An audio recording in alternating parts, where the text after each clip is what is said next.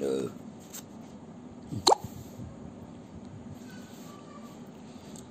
اللہ الرحمن الرحیم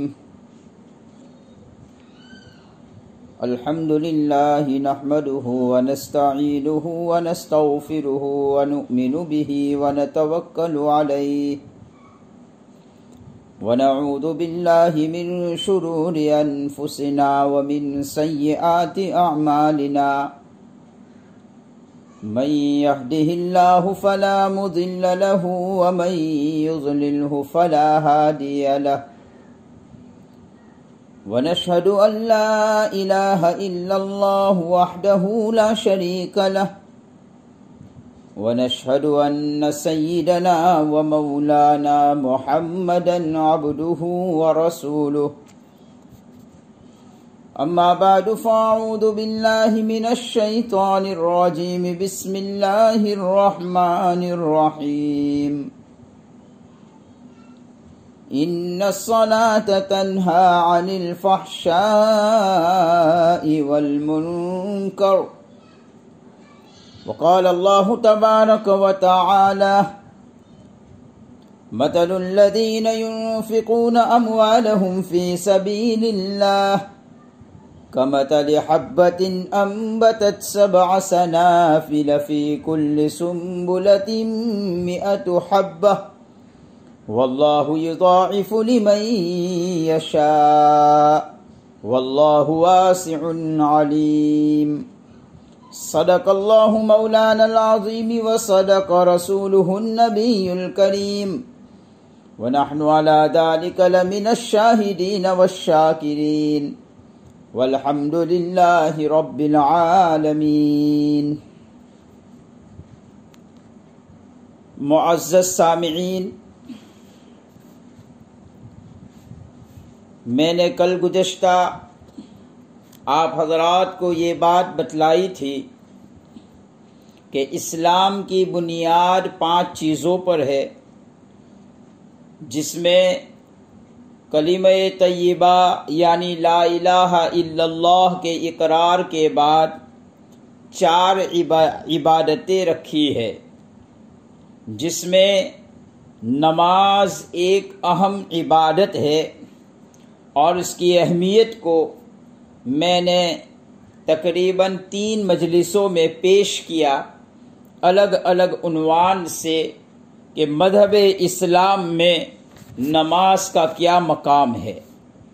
آج کی مجلس میں بھی میں نماز اور زکوٰۃ کے متعلق کچھ باتیں عرض کرنا چاہتا ہوں۔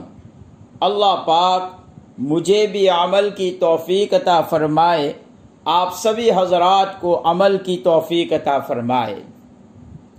قرآن پاک میں اگر آپ غور کریں تو ایک بات سمجھ میں آئے گی کہ نماز اور زکوٰۃ میں مناسبت ہے۔ قرآن کریم میں جگہ جگہ ان دونوں عبادتوں کو ساتھ بیان کیا ہے، دونوں کو جوڑ کر بیان فرمایا ہے۔ کہیں فرمایا اقیموا الصلاۃ وآتوا الزکاۃ، کہیں فرمایا یقیمون الصلاۃ ویؤتون الزکاۃ، کہیں فرمایا اقاموا الصلاۃ وآتوا الزکاۃ، نماز قائم کرو زکوٰۃ ادا کرو۔ انہوں نے نماز قائم کی، انہوں نے زکوٰۃ ادا کی، تم نماز قائم کرو، تم زکوٰۃ ادا کرو۔ کہیں کامیابی میں فرمایا کہ کامیاب وہ انسان ہے جو نماز پڑھے اور زکوٰۃ ادا کرے۔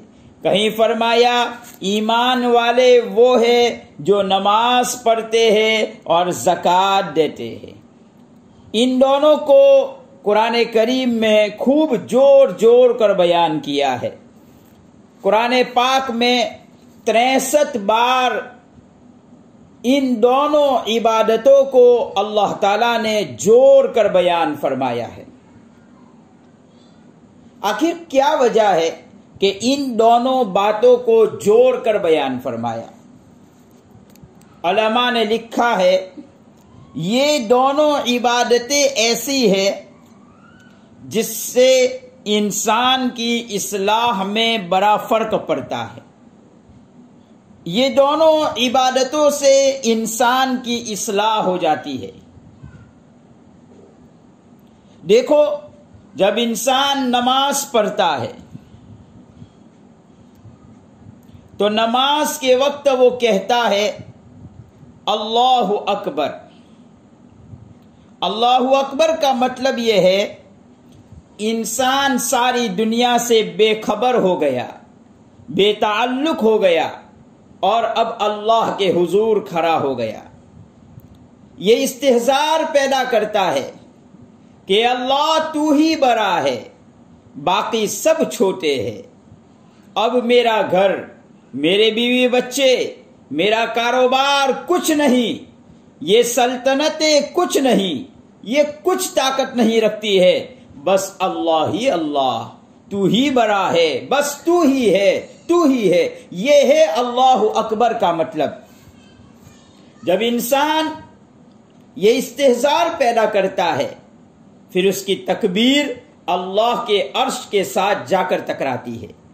پھر انسان کے لیے ہدایت کے دروازے کھل جاتے ہیں، پھر انسان کے لیے رحمت کے دروازے کھل دیے جاتے ہیں، پھر اللہ کی رحمت مسلمانوں کے قلب پر اترتی ہوئی نظر آتی ہے۔ ایک حدیث آپ نے سنی ہوگی، نماز مومن کی معراج ہے۔ نبی اکرم صلی اللہ علیہ وسلم نے یہ بات بیان فرمائی، نماز مومن کی معراج ہے۔ معراج ہونے کا کیا معنی ہے؟ یاد رہے، اللہ کے نبی علیہ السلام کو اللہ تعالیٰ نے اپنا قرب عطا فرمایا تھا، اور قرب ایسا عطا فرمایا کہ جبرائیل جیسا مقرب فرشتہ بھی پیچھے رہ جاتا ہے۔ وہ قرب اگر عطا فرمایا تو معراج کے موقع پر عطا فرمایا، اپنے پاس بلایا۔ اپنے پاس بلانے کا مقصد کیا تھا؟ تاکہ بات چیت کرے، تکلم کرے۔ تو نبی اکرم صلی اللہ علیہ وسلم کو معراج ہوئی، آسمانوں پر بلائے۔ قربان جائیے اس آقائے نامدار صلی اللہ علیہ وسلم پر۔ انہوں نے تمام نعمتوں میں اپنی امت کو بھی یاد فرمایا۔ باری تعالیٰ سے سوال کیا، اے اللہ، مجھے تو نے معراج عطا کی، لیکن میری امت کو کیا ملے گا؟ تو بتلایا گیا، آپ کی امت کی معراج نماز میں ہے۔ یعنی نبی اکرم صلی اللہ علیہ وسلم کو جو قرب عطا کیا گیا، اگر کوئی مسلمان کو اللہ سے ایسا تعلق حاصل کرنا ہے، اگر کسی مسلمان کو اللہ سے ایسا قرب حاصل کرنا ہے، تو وہ نماز میں آ جائے، وہ سجدے میں آ جائے، تو یہ سمجھے یہ اللہ سے باتیں کر رہا ہے، وہ اللہ سے سرگوشی کر رہا ہے۔ گویا کہ نماز کے ذریعے سے ایک مومن کو معراج عطا کی گئی۔ یعنی نبی اکرم صلی اللہ علیہ وسلم کو جو قرب خاص عطا فرمایا تھا معراج کی شکل میں، وہی اگر امت محمدی صلی اللہ علیہ وسلم حاصل کرنا چاہے اور اللہ کا قرب حاصل کرنا چاہے تو وہ نمازوں کی طرف آ جاوے، اور جیسی نماز کا حکم دیا ہے آدمی ایسی ہی نماز پڑھنے کا استحضار پیدا کرے، ایسی ہی نماز بنائے، سیکھے اور کوشش کرے کہ وہ ایسی ہی نماز پڑھے۔ محترم حضرات، جب بندہ قرآن پڑھتا ہے تو کیا کیفیت ہوتی ہے؟ فرمایا جب قرآن پڑھتا ہے تو کیفیت یہ ہوتی ہے کہ اللہ قرآن پڑھ رہے ہیں اور بندہ قرآن سن رہا ہے۔ اور نماز کے کلمات میں بندہ جب پڑھتا ہے تو اللہ سن رہے ہوتے ہیں۔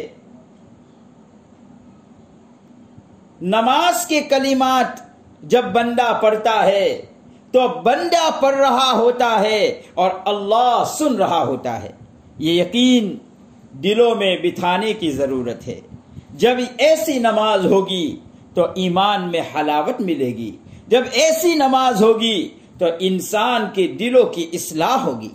اسی نماز کے متعلق قرآن پاک نے فرمایا ان الصلاۃ تنہا عن الفحشاء والمنکر، یہ نماز انسان کو بری باتوں سے اور بری حرکتوں سے روکتی ہے۔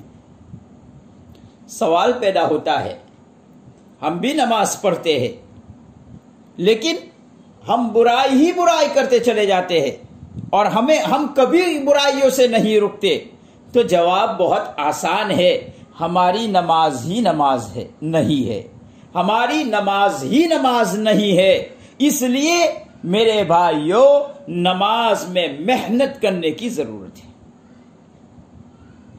حدیث میں نبی اکرم صلی اللہ علیہ وسلم کی نماز کی کیفیات کو بیان فرمایا کہ اللہ کے نبی علیہ السلام کی نماز کیسی تھی۔ فرائض تو تھے ہی نبی کریم صلی اللہ علیہ وسلم کے، لیکن فرض کے علاوہ آپ صلی اللہ علیہ وسلم کیسی نمازیں پڑھتے تھے، کس طرح سے نماز پڑھتے تھے۔ اللہ کے نبی علیہ السلام کی نماز تہجد سے شروع ہوتی تھی۔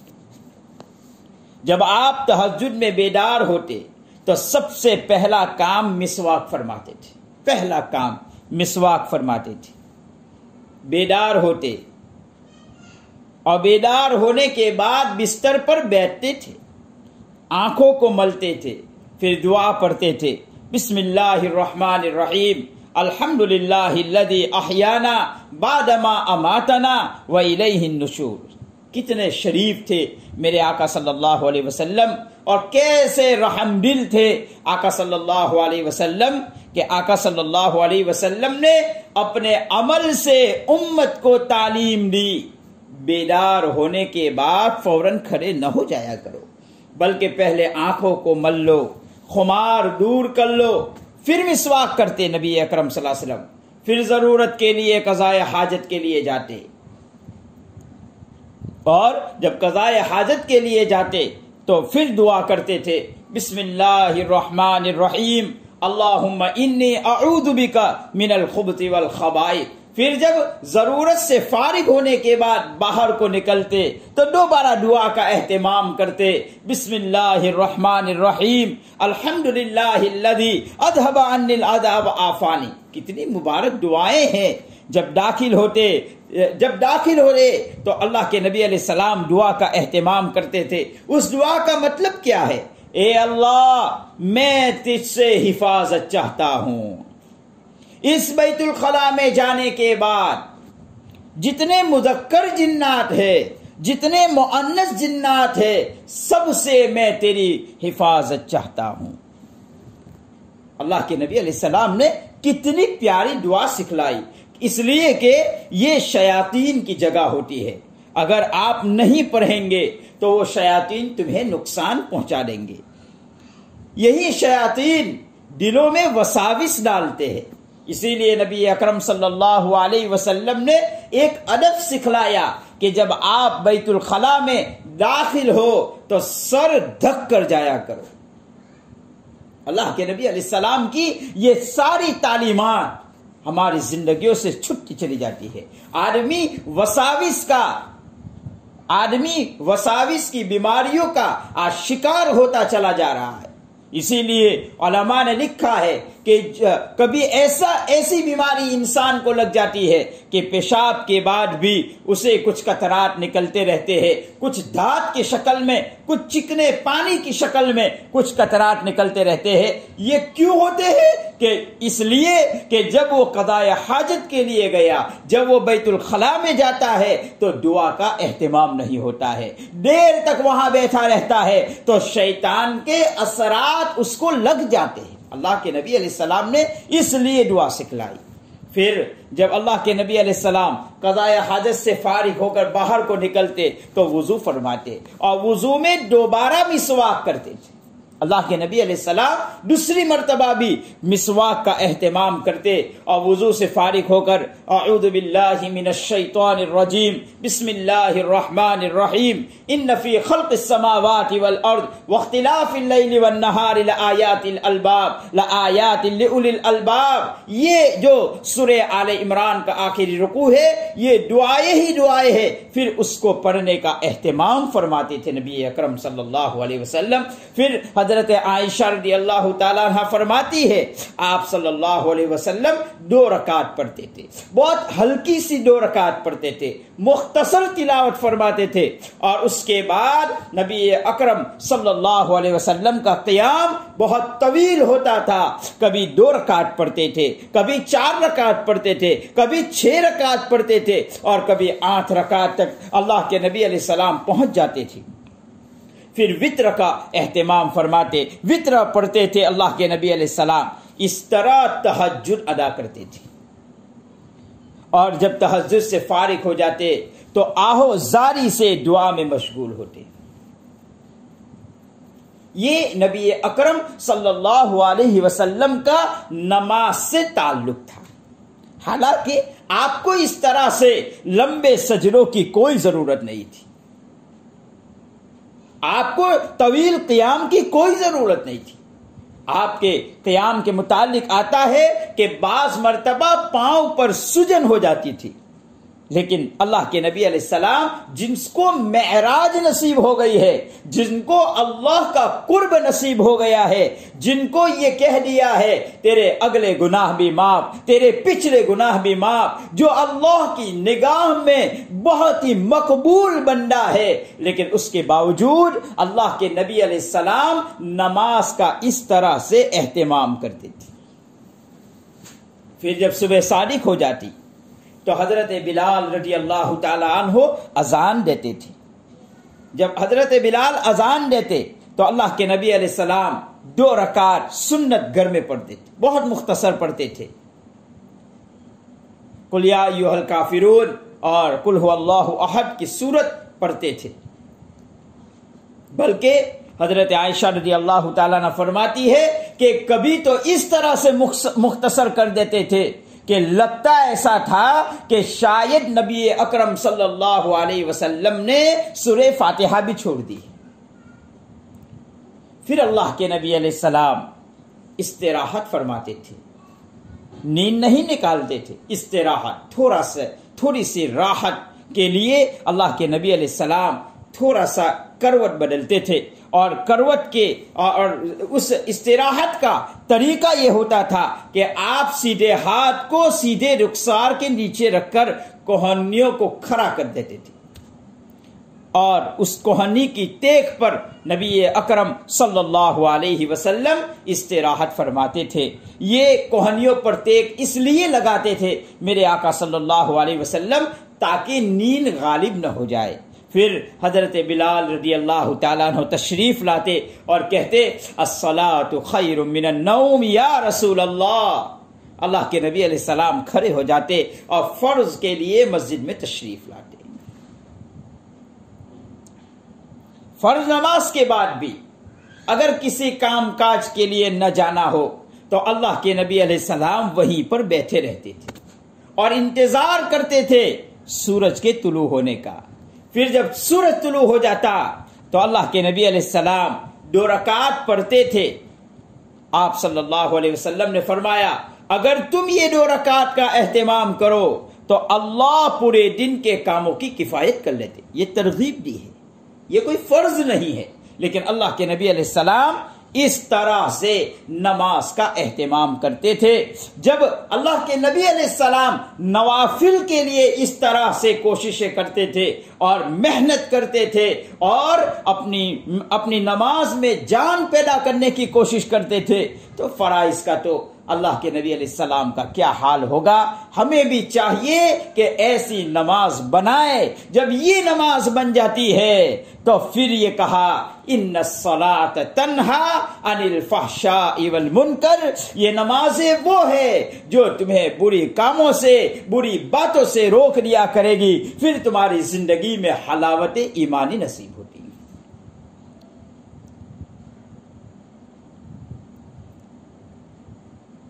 تو میں آپ کو آج کی مجلس میں یہ بات کہنے جا رہا تھا کہ نماز اور زکوٰۃ کا آپس میں تعلق ہے۔ قرآن پاک میں 63 مقامات پر ان دونوں کو ساتھ میں اللہ تعالیٰ نے بیان فرمایا ہے۔ زکوٰۃ میں 3 باتوں کا اہتمام بہت ضروری ہے۔ زکوٰۃ میں 3 باتوں کا اہتمام بہت ضروری ہے۔ نمبر 1،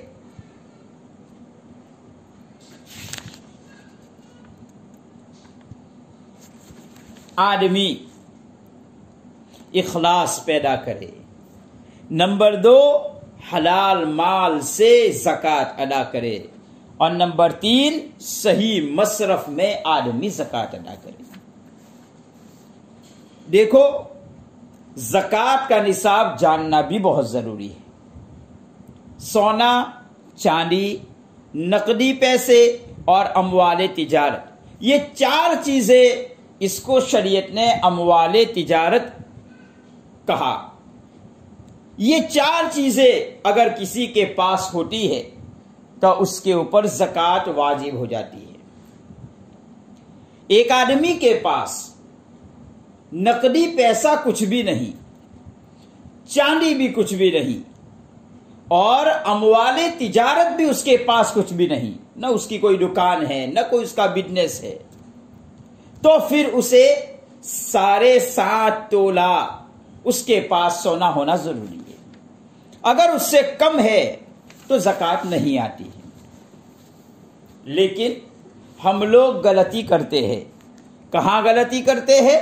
ایک آدمی کے پاس کچھ سونا بھی ہے، کچھ نقدی پیسے بھی ہے، تو اب یہ دیکھا جائے گا کہ اس سونا اور اس نقدی پیسے کو ملا کر 52.5 تولہ چاندی کی قیمت ہو جاتی ہے یا نہیں۔ اگر 52.5 تولہ چاندی کی قیمت ہو جاتی ہے اور سال پورا ہو جاتا ہے تو ایسے مال پر زکوٰۃ دینا واجب ہو جاتا ہے۔ بس لوگ یہ سمجھتے رہتے ہیں کہ میرے پاس 7.5 تولہ سونا نہیں ہے لہذا میرے پاس زکوٰۃ نہیں ہے۔ آدمی کو زکوٰۃ کے مسائل پوچھ پوچھ کر آدمی کو زکوٰۃ دینی چاہیے اور اس کا اہتمام کرنا چاہیے۔ اسی لیے فقہا نے مسئلہ لکھا ہے، آپ کے پاس کوئی رقم نہیں ہے تو سونا بیچ کر آپ زکوٰۃ ادا کرو۔ اگر بیوی کے پاس زیورات ہے، سونا ہے، تو اگر شوہر اس کی طرف سے ادا کر لیتا ہے کوئی حرج نہیں، باپ ادا کر لیتا ہے کوئی حرج نہیں، ادا ہو جائے گی، بھائی دے دیتا ہے ادا ہو جائے گی۔ لیکن اگر کوئی نہیں دے رہا ہے تو اس صورت میں عورت کو چاہیے کہ اس سونے کو بیچ کر بھی زکوٰۃ ادا کرے،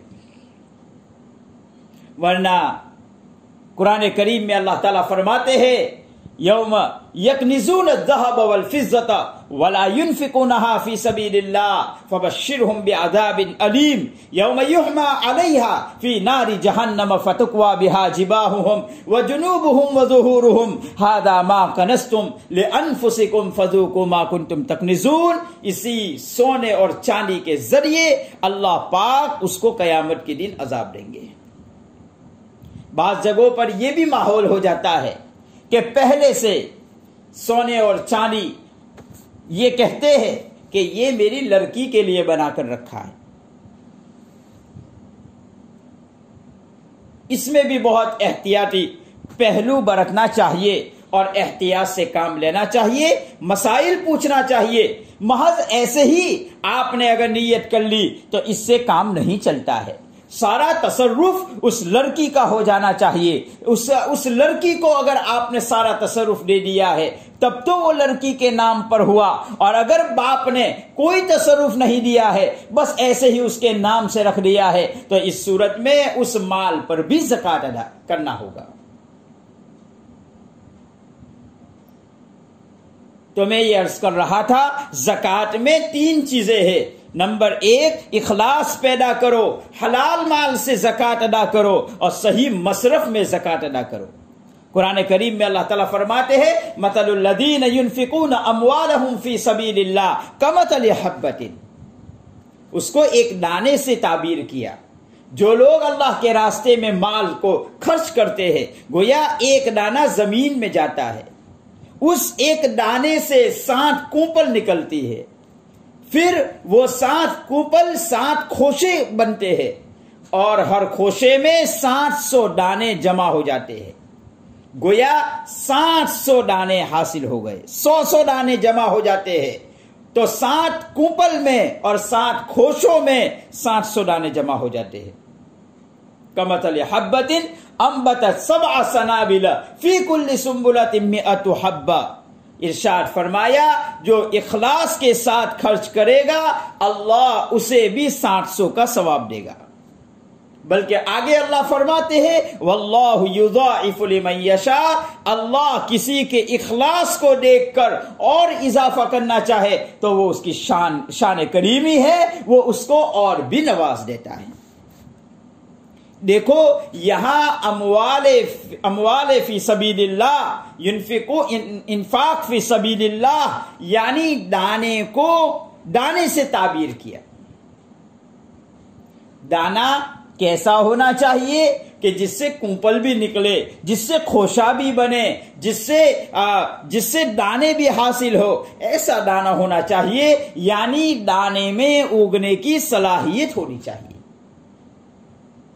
جس دانے کو کیڑا کھا گیا یا جس دانے میں سوراخ ہو گیا وہ دانا نہیں اگتا ہے، بیچ میں خراب ہو، بیج ہی خراب ہو تو فصل خراب ہو جاتی ہے۔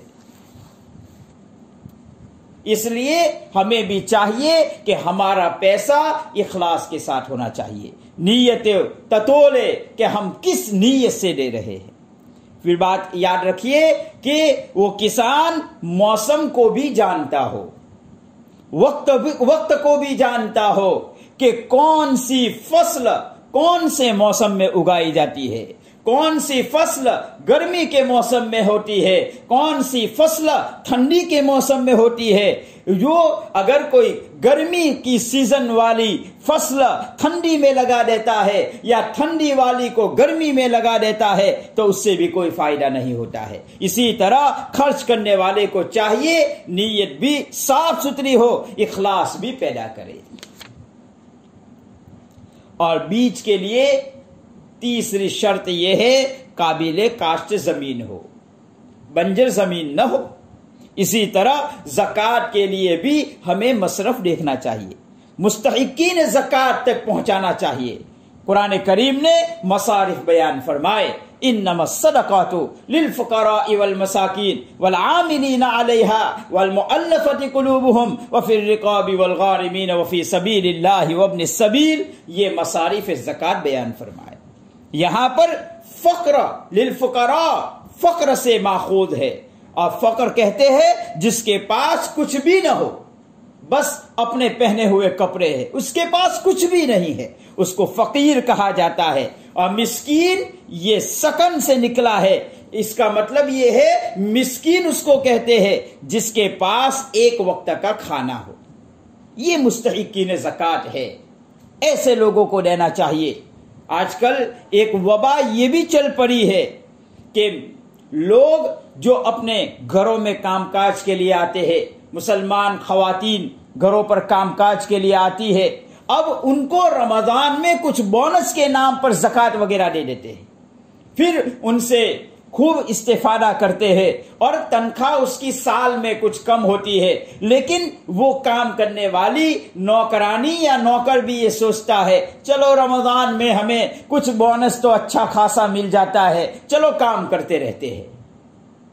اس میں آپ کے نیت میں فطور ہو گیا، آپ کی زکوٰۃ ادا نہیں ہوگی۔ یہی وجہ ہے اگر آپ اس کو کہہ دیں گے کہ دیکھو آئندہ رمضان میں آپ کو بونس نہیں ملے گا، تو فوراً سامنے والا نوکر یا نوکرانی یہ مطالبہ کرے گا، آپ کو تنخواہ بڑھانی پڑے گی۔ اب آپ مفتی حضرات سے پوچھ لیجئے کیا آپ کی زکوٰۃ ان کو دینا صحیح ہوا یا نہیں؟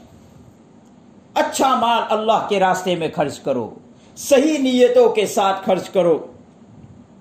اسی لیے نبی اکرم صلی اللہ علیہ وسلم نے فرمایا جو آدمی مال کے اضافے کے لیے لوگوں کے پاس سوال کرتا رہتا ہے اور مانگتا رہتا ہے کہ میں زکوٰۃ کا مستحق ہوں، تاکہ وہ لوگوں کے پاس جا کر لوگوں کے پاس مانگ کر اس کے مال میں اضافہ ہوتا رہے، تو قیامت کے دن وہ اسی طرح مانگنے والے کا لیبل لے کر حاضر ہوگا، اور وہ اپنے ہاتھ میں پیسہ نہیں لے رہا ہے، وہ اپنے ہاتھ میں انگارہ لے رہا ہے۔ ہمیں اس طرف توجہ دینے کی ضرورت ہے کہ زکوٰۃ کے مصارف کو بھی سمجھے، مستحقین زکوٰۃ کو سمجھے، اور ہماری نیت خالص ہو۔ جو میں نے 3 چیزیں آپ کو اشارتاً بتلائی، وہ 3 چیزوں کا اہتمام کرے۔ تو بہرحال میں یہ عرض کر رہا تھا کہ نماز اور زکوٰۃ یہ دونوں اہم عبادات ہے اور ان کا آپس میں بہت ہی زیادہ تعلق ہے۔ نماز اور زکوٰۃ یہ دونوں ہمیں صحیح طور پر کرنے کی ضرورت ہے۔ رمضان مبارک کے مہینے میں چونکہ نمازوں کا بھی اہتمام ہوتا ہے، ہمیں تراویح کا بھی اہتمام کرنا چاہیے، دیگر نوافل کا بھی اہتمام کرنا چاہیے، اور خاص طور پر رمضان مبارک ہی کے مہینے میں ہم لوگ زکوٰۃ وغیرہ بھی ادا کرتے ہیں، اپنے مال کو اللہ کے راستے میں خرچ کرتے ہیں۔ اس کی مناسبت سے میں نے کچھ باتیں قرآن و حدیث کی روشنی میں آپ حضرات کے سامنے رکھی۔ اللہ ہمیں یہ دونوں عبادتوں کی حلاوت عطا فرمائے اور ان دونوں عبادتوں کو صحیح طور پر کرنے کی توفیق عطا فرمائے۔ بس میں میری بات کو ختم کرتا ہوں۔